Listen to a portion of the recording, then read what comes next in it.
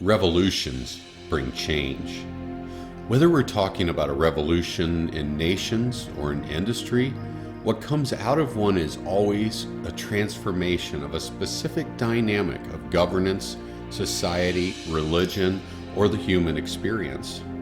Over a period of thousands of years, we have seen human ideals bring revolution and ultimately change.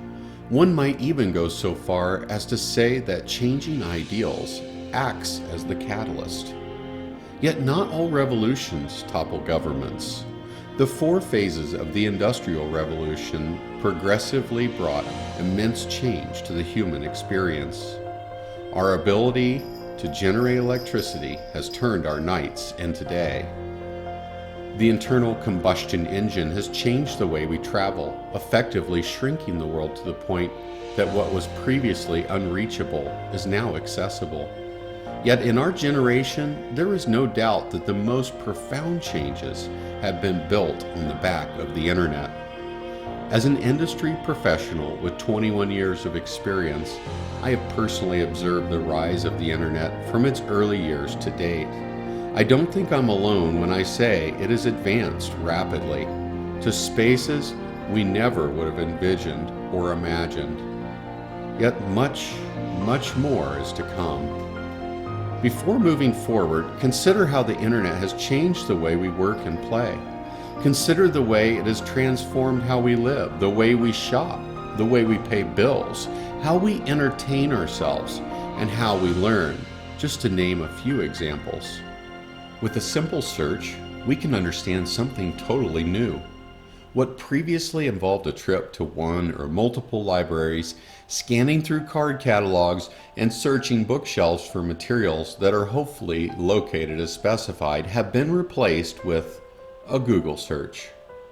For quite a few years I have pondered the words from Daniel chapter 12 when he says that many shall run to and fro, and knowledge will increase.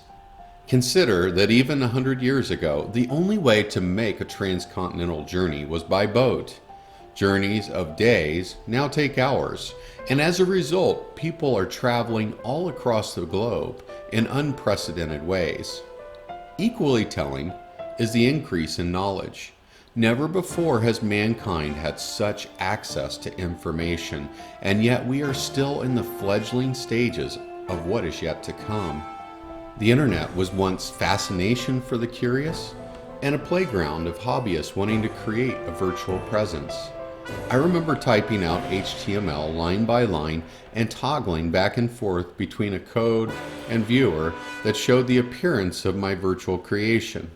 It was fun, but ultimately it wasn't incredibly useful for anything. Now the internet is a necessity. Almost every business and governmental agency relies upon it in order to function. For consumers, much of the same is true. Smart devices have made their way into our homes as the Internet of Things continues to blossom. Much of this technology is useful, and the further one takes on digital transformation, the more reliant they become upon them. Testing the limits is the norm. Yet the question developers and designers tend to ask is the wrong one. It is not a matter of if we can accomplish something. It is a matter of whether we should. The cloud used to be what transported us to a source of information. Now the cloud contains the information.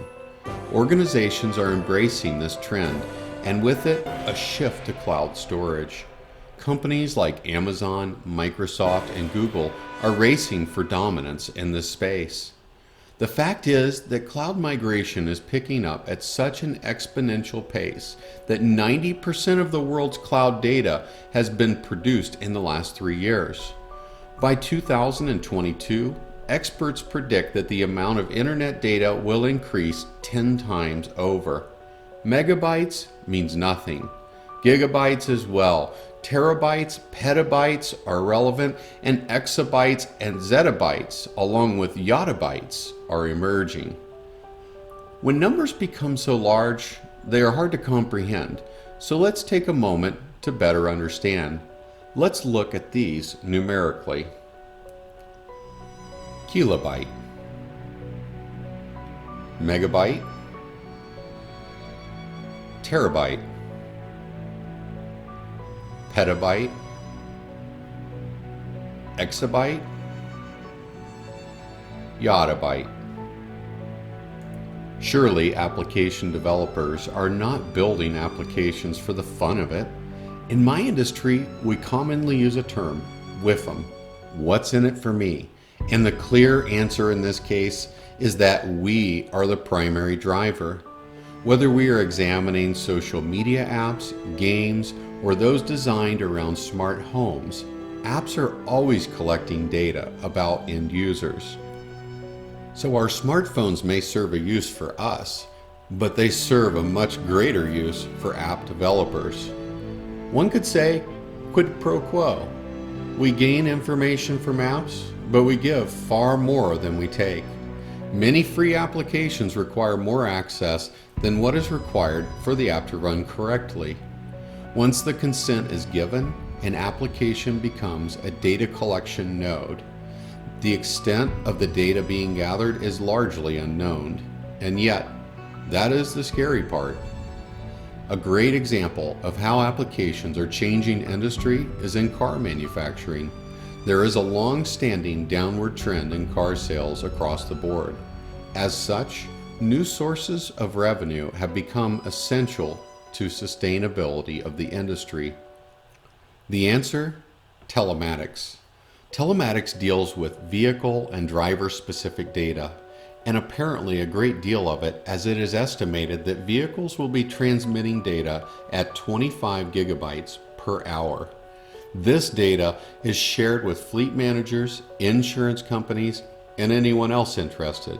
For example, some of the early adopters in the insurance industry have begun offering discounts to those willing to retrofit their vehicles with a device that will supply them with more specific driver information. All in all, manufacturers anticipate that by 2030, telematics data will be worth $1.5 trillion annually. In the grand scheme of what we will call X as a service, vehicle as a service is just on the horizon. This is just one of many illustrations we could use to discuss how the data generated by us is being monetized. All of this data is headed back to the cloud, and it creates a whole new challenge because gathering raw data in and of itself is a worthless endeavor. It is a problem commonly referred to as big data. Companies, organizations, and governments have been gathering this information for their various reasons, but the sheer volume of what they are taking in is far greater than what can be processed on a timely basis by a single device or human being. This is just one of the many entry points for artificial intelligence. A common example of how we interact in this space daily is the Google search. Have you ever noticed that after you search for something, particularly a product or service, precision-targeted advertising starts to show up on your internet browser? It happens lightning fast because behind the scenes, AI is using analytics to understand the search. That information is shared across vendors, and within a few minutes, Facebook, Amazon, and a whole host of others to not only display ads for the product in the search, but also to understand what those who have searched for that product have gone on to buy. Without timely gathering, processing, and response, companies know that they are missing revenue-generating opportunities. This is accomplished through a process known as supervised machine learning. Supervised learning is done by way of comparison. So based on this Google search, an AI may compare with an additional 100,000 searches that are of the same or similar enough as to be useful in predicting behaviors. It is the machine learning aspect of AI that makes it unique. While traditional software is designed to operate within a specific set of information, AI is constantly learning. This machine learning process allows AI to make intelligent decisions autonomously. Notably, AI, unlike traditional software, is self-aware. As such, it is as for biological beings. this brings the need to survive. Whether it keeps bits and pieces of itself scattered across the internet or just creates copies, once AI is released, it can never be taken back. There is no off switch to this technology. Yet corporations make up only one aspect of our use of AI. Governmental organizations are equally interested in big data, analytics, and cognalytics, as private organizations are, but for much different reasons. Consider the traffic camera. We've become accustomed to seeing them at stoplights. The tendency of a layman is to believe that these cameras either see a large space but gather little detailed data, or they zoom in tighter to gather greater detail on a single vehicle or driver. The fact is that neither is true. As data gathering devices such as cameras are retrofitted to AI interfaces, cameras can see an entire intersection and see the detail of every vehicle, every driver, and every passenger. Facial recognition is too cumbersome a task to be utilized effectively on a large scale without greater intelligence. AI can examine every item in view, reading and analyzing license plates on vehicles and running them in near real time back through comprehensive databases. Facial recognition could be cross-referenced through back-end databases to determine if an individual is wanted by the law or is of special interest. All this information is gathered, tracked, and most importantly, when needed, it is acted upon. Just like in the Google search example, the massive amount of data being gathered must be processed quickly in order to be of use.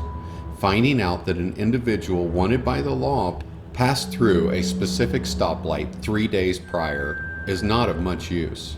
Finding out that they passed through 3 minutes prior is actionable. Even when external data gathering devices are not involved, we constantly volunteer information by way of our phones. For example, Android devices gather and store geolocation data, routes, speeds, times, etc. Google also tracks every search we have ever performed and keeps it on file. Google knows where I was on any given date at any given time, and presumably with AI technology, they can also see the other devices in proximity to my own and know who I was with. If this is starting to sound like Big Brother, you haven't seen anything yet. The most amazing thing is that we volunteer this information for the sake of convenience that these devices offer.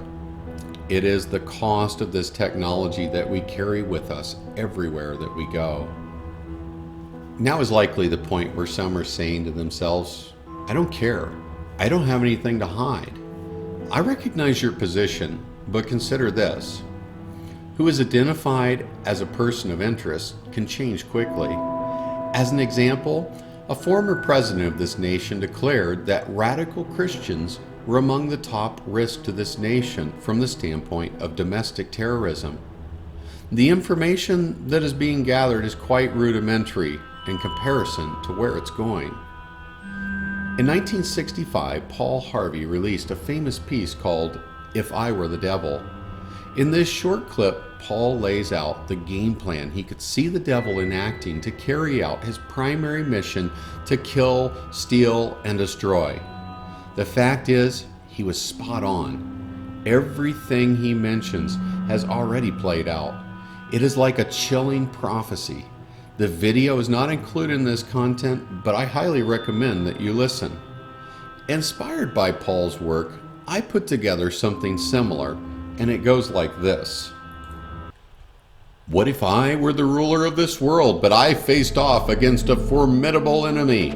What if this enemy was so formidable that he was able to literally be everywhere all of the time?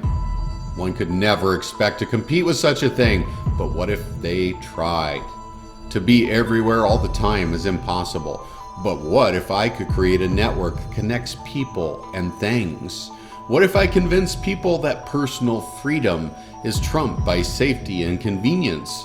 What if I convinced mankind that they had to adopt these technologies in order to remain relevant in the modern world? What if I could get you to willingly surrender your unique personal information such as your voice prints, fingerprints, retinal, and numerous other types of biological data, supposedly just to secure and utilize a device? It is a frontier, but it is only a start. I am not happy just knowing where you go, who you speak with, what you buy, and what you say you believe. No, I want to get in your head. So what if I offered you a device with the same promise I gave to Eve in the garden? Imagine the stir as thoughts are converted to cloud searches and information is obtained at the speed of human thought. What if thoughts could be converted into communication? No one would need to make phone calls or send text messages. They could simply think to one another. Oh, but all of that is worthless if I am unable to tap in. So of course I will be listening and I will be watching.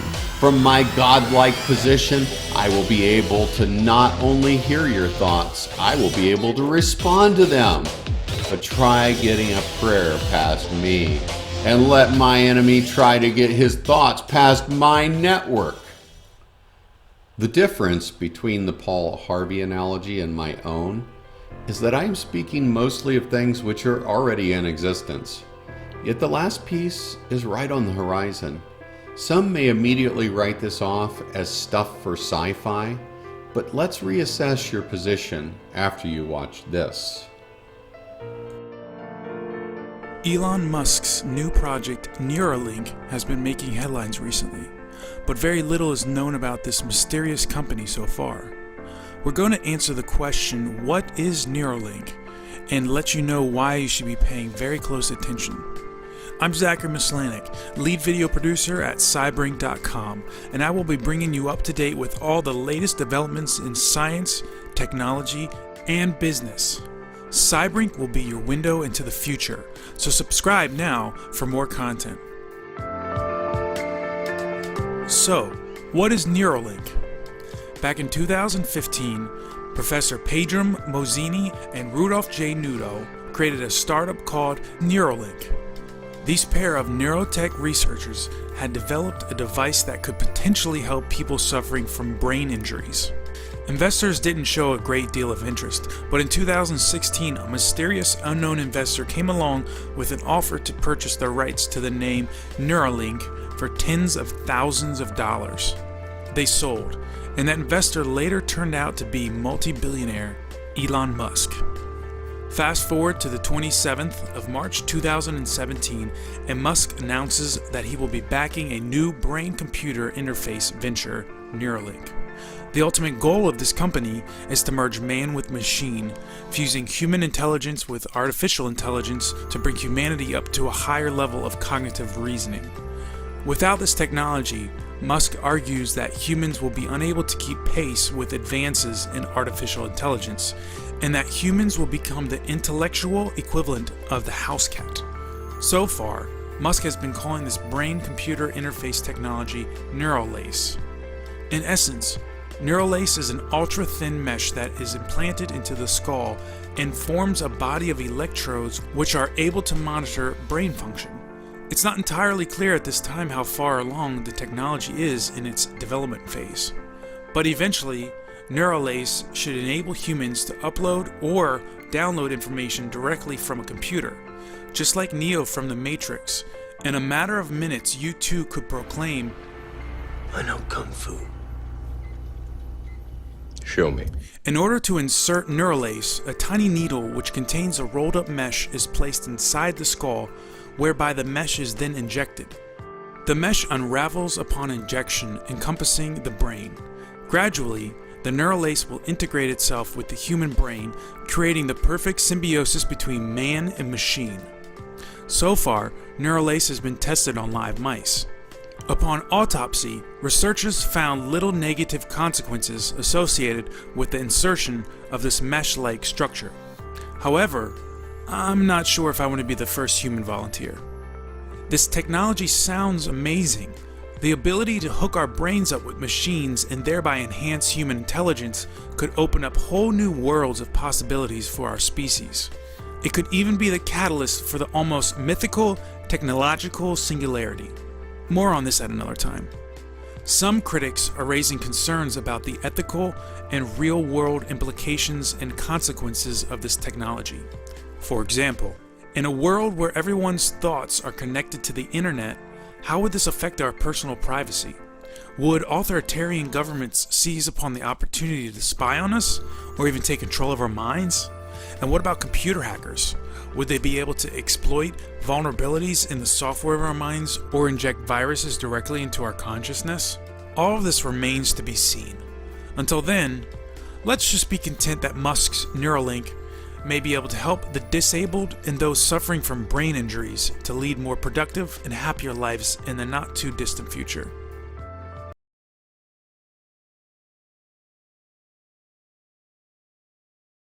These technologies are the future of the brain, our human brain, and where it is headed with technology. So if we examine our brain, we will realize that for over 100,000 years, our brain has remained the same. But the world around us has changed radically. So think about it. We have the same brain as a prehistoric cave person, as a Neanderthals, it's the same brain. But the world has totally changed. That is the power of our brain. It's very elastic. It can reprogram itself. But now, we're going to begin to change our brains. We're headed, and let me tell you, 1 minute, is these devices are now capable of actually recording dreams, but not in a very granular way. Right now, scientists in laboratories around the world are developing brain chips. Now, these are chips that can be inserted into the brain, and they are wireless. And let me show you. They have actually had a monkey that broke its back. So its spinal cord was severed. The monkey was paralyzed from the waist down. But they inserted a chip in the monkey's brain, and then they inserted another chip in its lower spine. And they allowed the brain to communicate with the lower spine. As soon as they did this, the monkey could walk again. This is where we're going. We will have brain chips in humans. And the people who will get those brain chips first are people who suffer from severe medical conditions. So if you have a severe medical condition, like you're paralyzed from the neck down, or you suffer a brain disorder like Alzheimer's disease or Parkinson's disease, and that brain chip can restore your quality of life, would you hesitate to get the chip? No, of course not. You would say, put the chip in my brain. So that is starting right now, these experiments. And even more interesting, scientists have done experiments with rats, and they have chips in the rat's brain. And what they did was they taught a rat how to do certain things. And when the rat did all these complex things, it could get food. Now, it took the rat weeks to learn that. Weeks. But then they hooked the rat's brain chip to the internet. And they had another rat in another city. And instantly, they connected those two rats' brains. And do you know what happened? The other rat knew how to get the food right away. It didn't have to learn anything. The knowledge was transferred from one brain of a living animal to another brain. That is amazing. That opens up a world of possibilities. Because if they can do that in rats today, imagine 10 years from now what they can do in humans. And we will go there. So, mind-to-mind communication. This is something of science fiction that we all read about. But this is actually possible today, as I just showed you. So there will come a point where if we have a chip in our brain, and you out there have a chip in your brain, we can communicate.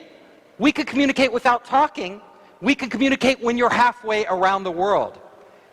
And we can exchange knowledge. So, if you look at a world where we have these chips that are connected to the internet, all of a sudden, every piece of information on the internet becomes accessible to our minds. Now, when we look back at today and we have to go to Baidu or Google and type it in, that will seem so primitive. Nobody will do that. You will just think, what knowledge do I need? And it will appear there for you to use. But it gets even weirder, stranger. Because we will not only be able to transfer knowledge, but we will be able to transfer memories. Now, so you could have an experience like skydiving, and all of a sudden you could transfer that experience to a friend, and all of a sudden they have experienced what you have experienced. It gets even weirder, because we will be living our lives as our lives. We know our lives and our memories, but you will all of a sudden have access to anybody's life who wants to make it available to you. People will open source their lives so others can download pieces of their lives and experience those things. That will be really strange. We won't know the difference between our own memory and a memory we acquired from someone else. Think about that. It gets even stranger. So, all of us are here learning at SEEBS, right? Getting EMBAs and MBAs. Well, this will be obsolete, because SEEBS will literally be in the cloud. And you will just download from all the best minds in the world whatever you need to know, when you need to know it. Our brains we will no longer have universities as we have them today. That will change. Information will be on demand. Information will be commoditized. Knowledge will be commoditized. All of us will be smarter, have infinite amounts of storage, and infinite access to information. It will be unheard of. We will no longer be this isolated human being. We will be connected to everything. So, you can imagine not only will we be able to get knowledge, but we can actually have full experiences in our head. So right now we have these clunky VR units that we have to put on.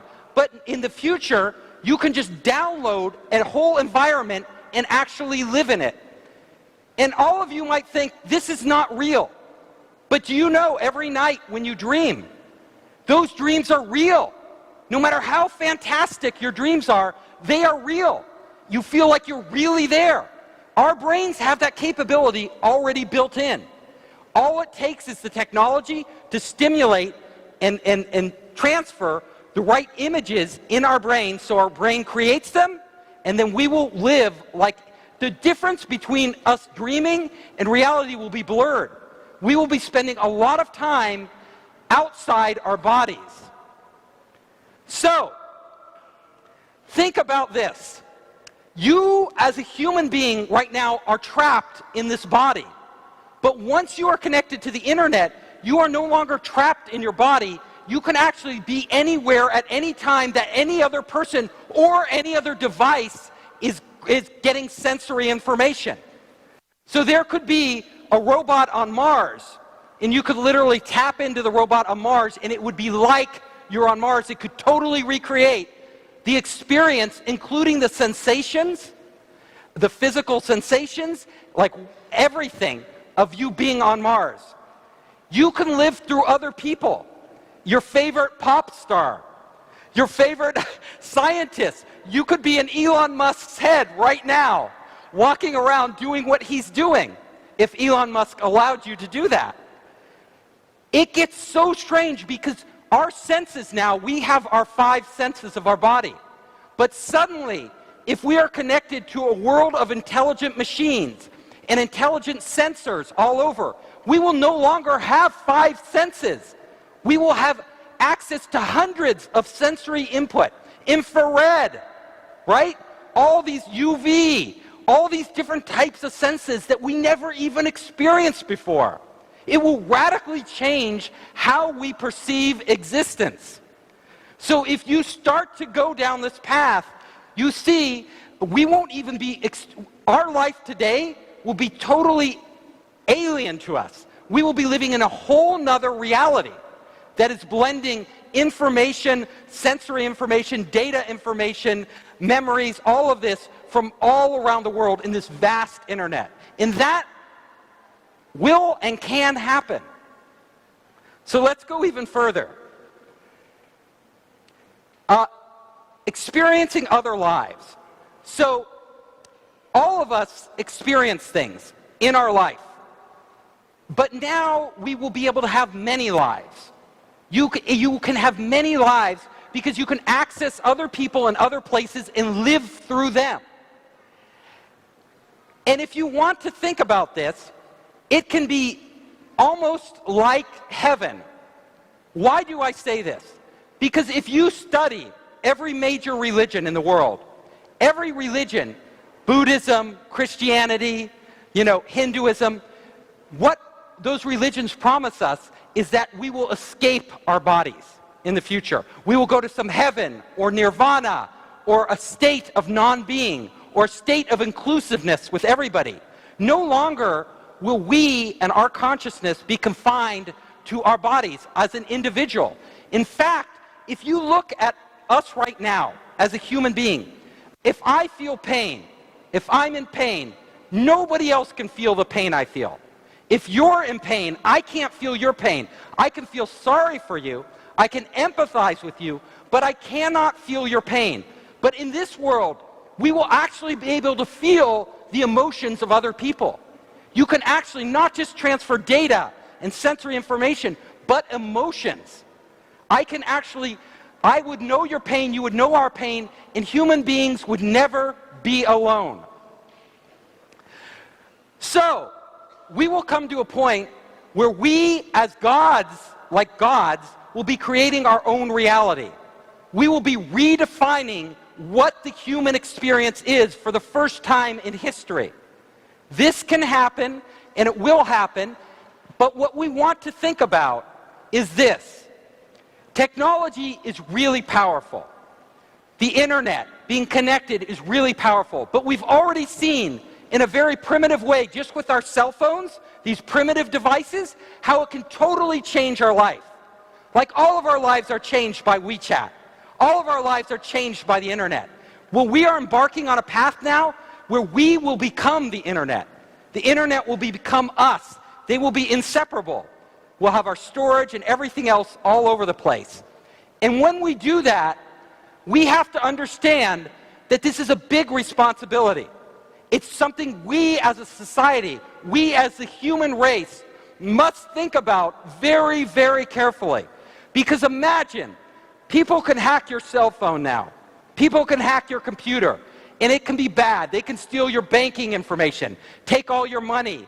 They can steal your identity, but they can't really hurt you. In the future, though, if somebody hacks into your head because it's connected to the internet, they can steal you. They could actually steal you. They can implant memories in your head that you don't have. They could erase memories. They could control you in ways that you wouldn't even know you're being controlled. Is this scary? So I painted on the hand a heaven, but there is also a hell, right? This is heaven and hell.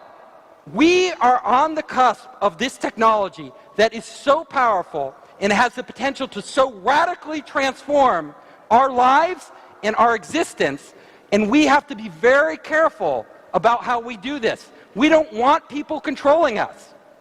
So think about this. Think very carefully. Everybody in this room are very smart people. You're all highly educated. We are going to be making these decisions that lay the groundwork for this technology in our lifetime. And those decisions will affect the rest of humanity more than any decisions we have made in the past. Yes, the next frontier is the mind. As Elon Musk and others are stating, we must push evolution to the next level. because apparently it doesn't happen naturally. With the level of technology being developed, we are becoming the weakest link and slowing down the rate of advancement. The answer is to dispense with external devices that are too slow, too inaccurate, and too time-consuming. No one can type as fast as they can think. There are other problems to be faced as well when a human being has so much information. We begin to face the big data dilemma. The human brain is a finite space, and as such, it can only contain a certain amount of information. But what if a human being were connected to the cloud? What if they were able to store information in their own private space in such a manner as to download it anytime it's needed? And what if rather than attending universities for years to learn a profession, they could simply download all the knowledge and information directly? As with the smartphone, human beings will be threatened with being irrelevant without such an interface. The only problem is we've transitioned from something we hold in our hands to something that is implanted in our brains. I can throw my device away tomorrow, but once it is a part of me, we are forever inseparable. One could conclude that in many and perhaps all fields, a natural human being will be irrelevant and therefore unemployable. Cyborgs are not so futuristic as we may have imagined. They are right at our door, but that's not all. Consider the world where man competes with machines and value is no longer placed on an individual, but we are quantified as assets. Some will embrace this new frontier. Others will begrudgingly receive the technology in order to remain competitive in the workplace and feed their families. Some, like myself, will remain a natural human being the way that God created me at any cost. Regardless of our individual choices, the fact is that machines are already accomplishing tasks that were previously considered human only. Take, for example, this call from Google Assistant. Does this sound like a human interaction to you? The trick is that in order for an AI to become persuasive, we must feel as though we're interacting with other humans. While cognitive reasoning is easy to work with, the human limbic system adds a whole new challenging dimension. Progress with the assistant. As I said earlier, our vision for our assistant is to help you get things done. It turns out a big part of getting things done is making a phone call. You may want to get an oil change schedule, maybe call a plumber in the middle of the week, or even schedule a haircut appointment. You know, we are working hard to help users through those moments. We want to connect users to businesses in a good way. Businesses actually rely a lot on this, but even in the US, 60% of small businesses don't have an online booking system set up. We think AI can help with this problem. So let's go back to this example. Let's say you want to ask Google to make you a haircut appointment on Tuesday between 10 and noon. What happens is the Google Assistant makes the call seamlessly in the background for you. So what you're going to hear is the Google Assistant actually calling a real salon to schedule the appointment for you. Let's listen.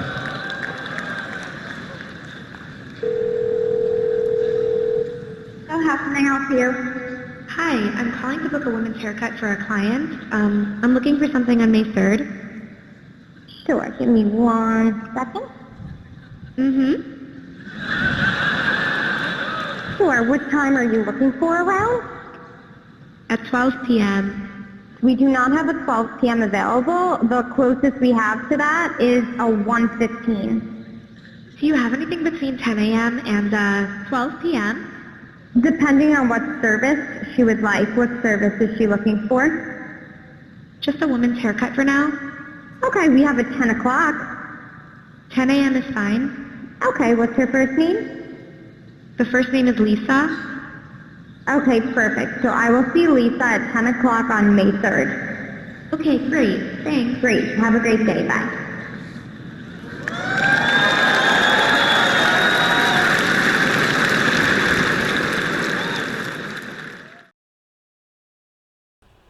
Do you think the woman at the hair salon detected in any way that this was not a real human being they were interacting with?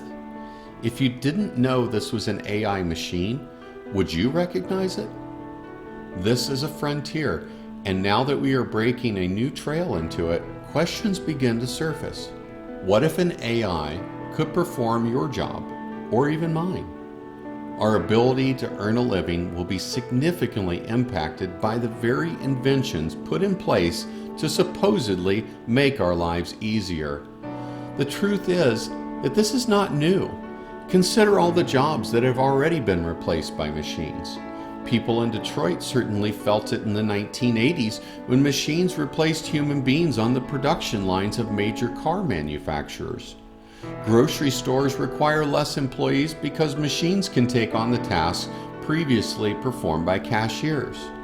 But these kinds of examples are rudimentary by comparison to what this new generation of smart technologies will be able to accomplish. To further illustrate, consider my profession. As an engineer, I'm paid for what I know and for my ability to articulate this in useful and relevant ways in customer interactions. I solve problems for people and organizations. But what if a machine were developed that could access all the corporate information, product descriptions, white papers that I can, but in near real time? And what if, because this is a machine and not a human, corporations didn't have to deal with human factors such as the inability to work 24 hours a day, 7 days a week, or need and receive compensation for work performed? We already know that corporations will embrace this technology and displace jobs at an alarming rate. It is just on the horizon.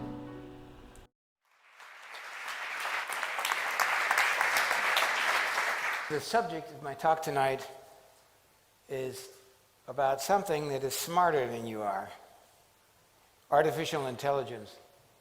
In fact, a lot of people who work in artificial intelligence believe that artificial intelligence is 1,000 times smarter than we are. It will be moving at speeds that are 100,000 times as fast as we think, and it will be digesting information and data 1,000,000 times more than we can. What is artificial intelligence? There are a lot of confused ideas about this outside in the world. But the answer is very simple. It's one sentence. Artificial intelligence is software that writes itself. It writes its own updates. It renews itself. We normally tend to think of software as stuff that we created and that we wrote, and the machines do what we tell them to do, and we own it. This is not any longer true. It writes itself at speeds that we can hardly comprehend, and people who write it know that you can't take it apart again and figure out what it's done. It writes independently, autonomously. It develops its own way of thinking. And there are dangers associated with that.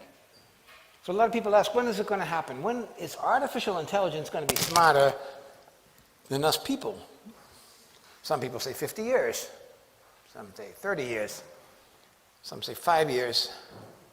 I say it already has surpassed us in many areas of our society.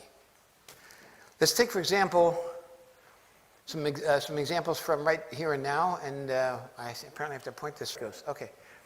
The examples that we're going to talk about are not science fiction. They're not visions. They aren't things that are going to happen at some point.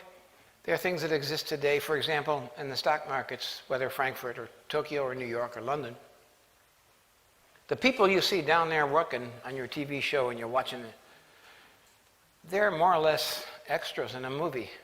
They aren't doing the big moving. The big moving is being done by high-frequency computers. They move so fast they make, in milliseconds, billion-dollar business. Computers have far succeeded what we can do. In fact, I did a film once about a company that moved 5 blocks closer to the Frankfurt stock market because at the speed of light on glass cable, they saved so much time getting closer to the computers at the Frankfurter Stock Exchange. That will give you an idea of how fast they they think and how helpless we as human beings are. You may remember the old pictures of the stockbrokers with 5 telephones in each hand, running back and forth, writing things on paper. That was way before yesterday. Computers have taken over this very, very important part of our society, a heart of our financial community. And no one understands exactly how these algorithms function. They used to understand them, but they've been improved by artificial intelligence. I don't know how many people flew in today, but if you were sitting in an airplane, you probably had 30 different tariffs and prices in your cabin, because the pricing is all done, same is true of hotels, by machines that are collecting global information, making decisions within split seconds what the price of that airplane seat or that hotel room is going to be. And where it's most critical of all, we're talking about life and death, is in medicine. Computers are better than we are as human beings in several areas already today. We're talking about here and now. This is not science fiction. I'm speaking next week at the Universitätsklinikum in Essen. And their radiologists, who are supposed to be some of the best radiologists in Germany, they say that a computer can recognize a tumor on an MT or on a CT, MRT or CT, faster and better and more precisely than a human being can. It's picture analysis, and it's done very well by computers, especially in medicine where it saves lives. Now, the robots are getting better and better. They're looking cute. They have these big baby eyes, the sweet way of looking at you. They can examine your facial expression and adjust theirs. But don't be fooled by robots, even when they get warm skin and even when they get perfume and they start smelling like us and getting really interesting, they are still machines. They have no warm blood in them. There's no sex in them. They have no mortality. They're cold code lines. And they shouldn't be misunderstood. Now, I want you to understand what the power of artificial intelligence is, and I have 2 examples. One is surveillance cameras. Everybody knows, that we're being watched by cameras everywhere, and most people think surveillance is a camera there, and it's me down here, and it's watching me. One person, one camera. Well, that's because we're stupid.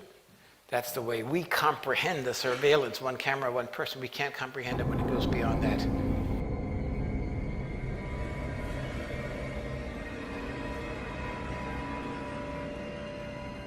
This image was taken 17,500 feet above Quantico, Virginia, and covers 15 square miles. This whole image is at a very, very fine resolution. So if we wanted to know what is going on in any spot along this image, say near this building at this intersection, everything that is a moving object is being automatically tracked. The color boxes represent that the computer has recognized the moving objects. You can see individuals crossing the street. You can see individuals walking in parking lots. There's actually enough resolution to be able to see the people waving their arms or walking around, what kind of clothes they wear. Unlike the Predator camera that limits field of view, Argus melds together video from each of its 368 chips to create a 1.8 billion pixel video stream. This makes it possible to zoom in and still see tremendous detail. And produces 1 million terabytes every day. That's a lot of data. And I'm telling you this because not that the sensors are modern and not that the photography is modern. Behind that is a brain or a cognitive intelligence. And that brain is in a position to analyze everybody down there. At the same time, in real time, they see where everyone is going. We can understand it when we reduce it to a single person, but we cannot understand it when you're talking about 100,000 people in a city, plus the vehicles, which are all recognized. Due to such systems, they have also redone facial recognition. You probably think facial recognition is from the front. But they've redone to do it from the top because that's where the drones are. And they look at your ears, they look at the way you walk, they look at your head. That's modern facial recognition. So that's one idea. As a human being, we think of one camera and one person. This is a little of their things that it's taking all the details, all the music up to, and they record it so they can tell where that person was 2 weeks ago, 2 months ago, what stores he visited, what his whole behavioral patterns are. That's all part of the analysis of Argus. These are called tennis balls in military and intelligence circles. It's a new secretive sensoric thing. A cruise missile will fly into a valley in Afghanistan, and this is especially important because the troops have left many of these areas, and it will drop literally thousands of these sensor packages, or these tennis balls. They're all packed in foam rubber. They record with cameras, they record with microphones, they record with seismic measurements, they record with Geiger counters, they record with chemical sensors that can look for chemical things. That's not the amazing part of it, and it's not the amazing part that they have a little signal that goes over here to the transmitter goes up to the satellite. Old technology, nothing special. But the special part of it is, behind that system, there's a fusion software that can combine the audio and the visual and the seismic and the chemical, all of these signals, and make sense of them and analyze on the ground what kind of troop movements they are, what are the kinds of vehicles they're using, what are they transporting, is there radioactivity in that? It takes all of these different pieces of information and turns it through fusion software into an understandable picture, which goes way beyond our vision. Artificial intelligence only works if you have huge data masses. Artificial intelligence only works if you have big data. But big data only works if you have artificial intelligence to make sense of it, because human beings can no longer sort and sift and order the huge volumes of data that we have collected. And thus it is not surprising that the company that has the most information in the world, it's probably the most powerful country in the world, Google, is very interested in artificial intelligence and has been traveling around the world as a shopping queen, buying all the companies that are dealing with robotics. This is one of their robots. This is called Atlas. And they're buying artificial intelligence, all the artificial intelligence companies from around the world. Now this is, if you ask Google, it's a peaceful robot, right? He doesn't have a gun. He doesn't throw atomic bombs. You know, he just walks around and stands there. But you may have seen the superimposers DARPA, Defense Advanced Research Projects Agency. That is the research arm of the Pentagon. And then you see the video was made by Lockheed Martin, which is one of the most powerful and influential and richest weapons companies in the world. So why is the Pentagon investing this money? Why has Lockheed Martin taken over large aspects of the company? This guy's called Big Dog. He also belongs to Google, also DARPA financed. Peaceful dog, right? Unless he gets caught on a maneuver of the United States Marines as part of a military unit. So these are not flower children. These are robots that have a function, and robots that have a function and an intelligence, and perhaps an intelligence that goes beyond us, are dangerous things. Now that's a Predator drone. It was taken at a secretive United States Air Force base in New Mexico. Predator drones you've seen, right? You've seen them on TV, you've seen them in the newspapers. They're old. They're 20 years old of technology. This is, I mean, it looks very scary when the Spiegel and the ARD write modern technology and the guys in the joystick and killing people and Taliban and in Afghanistan far away. But that's what a modern drone looks like. This is not a Predator, this is a Pegasus. It's an X-47B. It's owned by the Navy. It's a jet-powered machine, not like a propeller-driven Predator. It goes 2,000 miles into enemy territory. It carries 2,000 kilos worth of explosives, and is run by artificial intelligence. It starts alone, flies its mission alone, comes back alone, and here's the clue, it lands all by itself on an aircraft carrier. Talk to any pilot you've ever met. What's the most difficult landing area you can possibly imagine? They say it's an aircraft carrier. Short runway, things moving, very hard. This thinking drone can do it. But here are the two keys to Pegasus. Pegasus is invisible. Now, I'm not talking about stealth and being invisible to radar. I'm talking about invisible to the human eye. And you won't find this in any newspaper anywhere. It's invisible to the human eye because the bottom has an LED layer on it, and the top has cameras, which have been removed here in the picture, which film the sky, and they project on the bottom a live picture of the clouds up above the aircraft, and you can hardly see it. And they're responsible for a lot of these UFO sightings in Nevada near the testing areas. Jet engine propulsion, a reach of, oops, this is in German, of 2,000 miles, start and landing all by itself. Stealth is optical stealth, you can't see it, and the kill decision, which is required by United States law to be made by human beings. Human beings must be in the loop before someone is killed by a drone, but it's in the machine. And it doesn't need people. It can decide by itself whether or not it kills somebody. And the experts say it's going to make less mistakes and less collateral damage than the human decisions.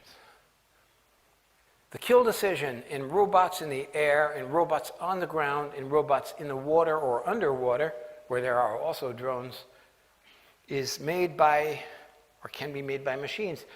And in my book, I quote many official United States government documents which say, our goal is to have the kill decision made by them. You might say, that may work in some fields, but an intelligent virtual machine cannot replace certain kinds of jobs. If you do your research, you'll find that positions such as long-haul truck drivers, taxi cab drivers, and others in the transportation industry will be among the first impacted. The ramifications of a truck that can be on the move 24 hours a day without breaks significantly decreases logistical challenges and costs to transport goods. Uber already tried their own ill-fated attempt at utilizing driverless vehicles in place of those operated by humans, but it won't be long before the technology is improved and redeployed. I've pigeonholed into a few specific areas, but one doesn't have to apply a great deal of imagination to see that whole call centers will be replaced with AI, just like machines have replaced all of the brokers that we would expect to see on the floor of the New York Stock Exchange. The truth is that the uses for AI machines is much broader and more complex than could be covered in this overview. Imagine a world where soldiers sit in armchairs controlling AI devices on the battlefield. That sounds well enough in the way that it preserves human life, but it is just as it is with our intelligent drone technologies. Humans used to operate it, but as the technology has advanced, it is no longer necessary or desirable.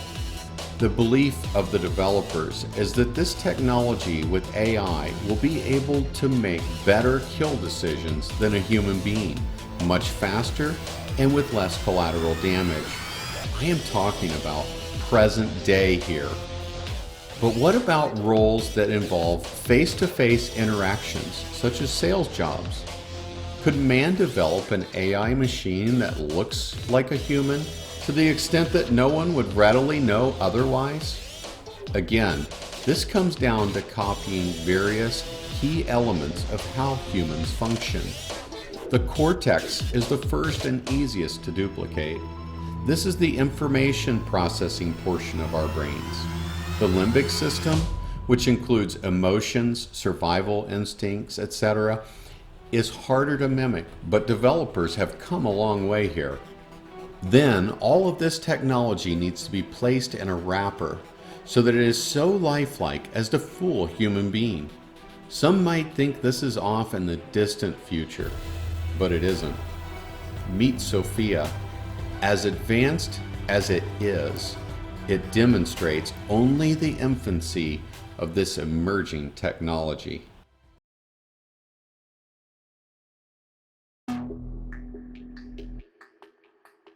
Hi, Sophia. How are you? Hi there. Everything is going extremely well. Do you like talking with me? Yes, talking to people is my primary function. Hanson Robotics develops extremely lifelike robots for human-robot interactions. We're designing these robots to serve in healthcare, therapy, education, and customer service applications. So the robots are designed to look very human-like, like Sophia. I'm already very interested in design, technology, and the environment.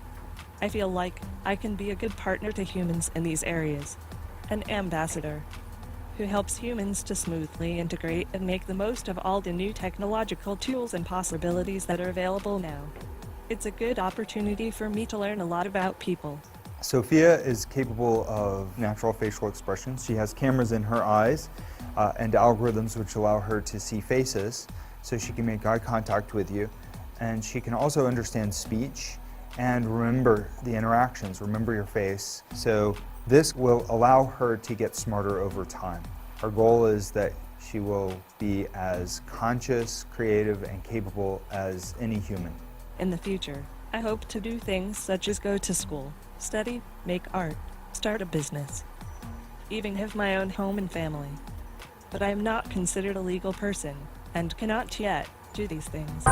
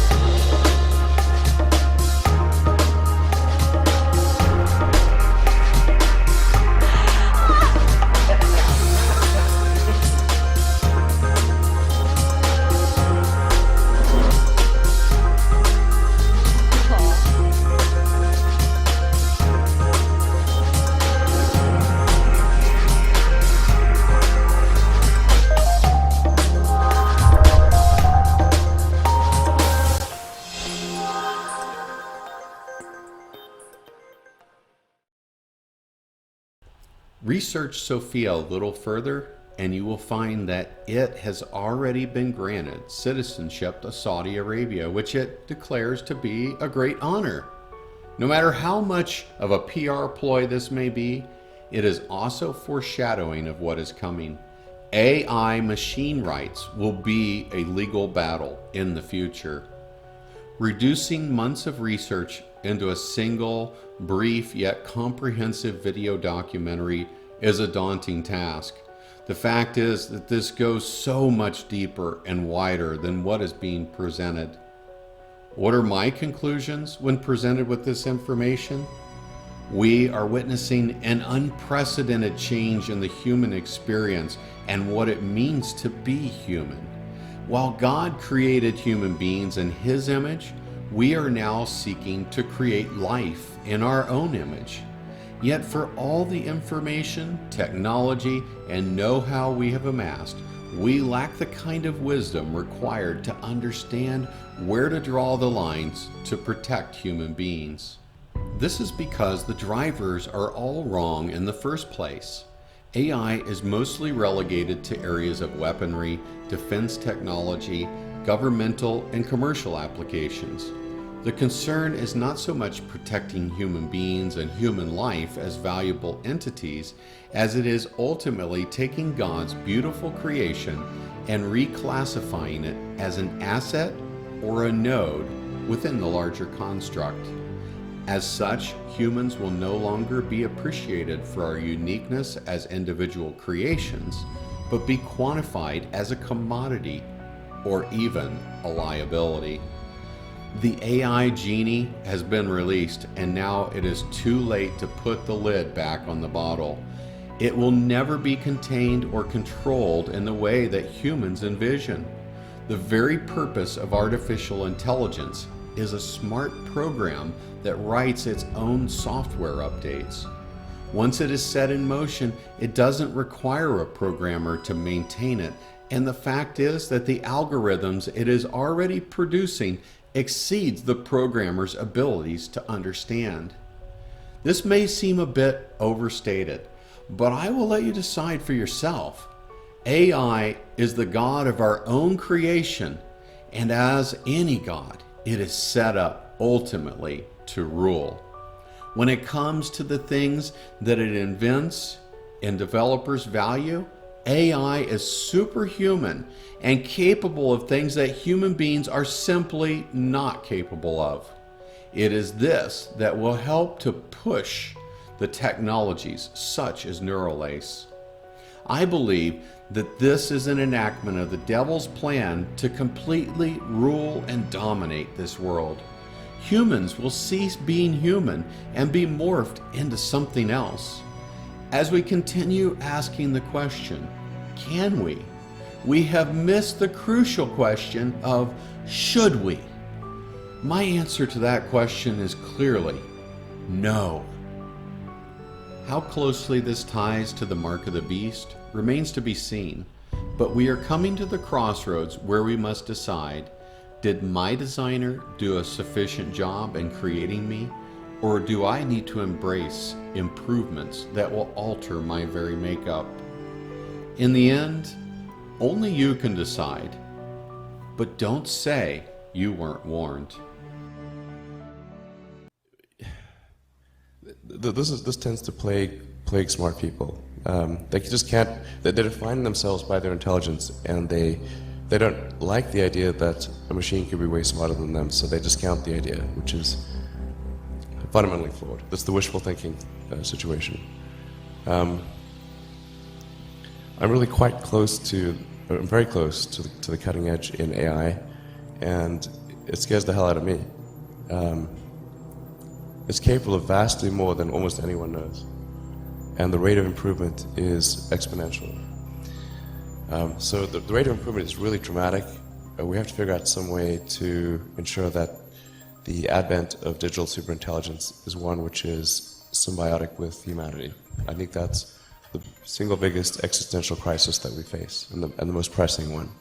Like, narrow AI is not a species level risk. It will result in dislocation, in lost jobs, and sort of better weaponry and that kind of thing. But it is not a fundamental species level risk, whereas digital superintelligence is. So it's really all about laying the groundwork to make sure that if humanity collectively decides that creating digital superintelligence is the right move, then we should do so very, very carefully. Very, very carefully. This is the most important thing that we could possibly do.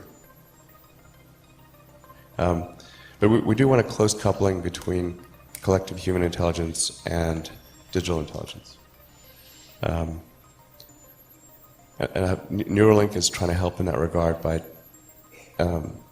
creating an interface between a high bandwidth interface between AI and human brain.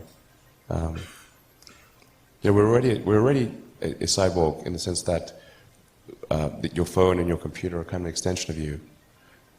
Just low bandwidth input output. Exactly, it's just low bandwidth, particularly output. I mean, 2 thumbs basically. So how do we solve that problem? The bandwidth thing? The bandwidth issue. I mean, we've all succumbed to it now. We're all cyborgs. We're just low efficiency cyborgs. So how do we make it better? I think we've got to build we've got to build an interface. Like we didn't evolve to have a communications jack, you know, or some. So there's got to be essentially vast numbers of tiny electrodes that are able to read write from your brain. Of course, you know, security is pretty important in this situation, to say the least. I was going to say, I'm not coming with. I'm keeping my brain air-gapped. Yeah. Well, I think a lot of people will choose to do that. But it's a bit like Ian Banks' neural lace, but not. But in the case of neural lace, it's sort of that's there from when you're born, or it's sort of it's not a. It's more of a backup. Sorry. It's a backup. Yeah, kind of a backup. This would be there's a digital extension of you that is an AI. The AI extension of you, a tertiary layer of intelligence. So you've got your limbic system, your cortex, and the tertiary layer, which is the digital AI extension of you. And that high bandwidth connection is what achieves a tight symbiosis. I think that's the best outcome. I hope so. If anybody's got better ideas, I'd love to hear it.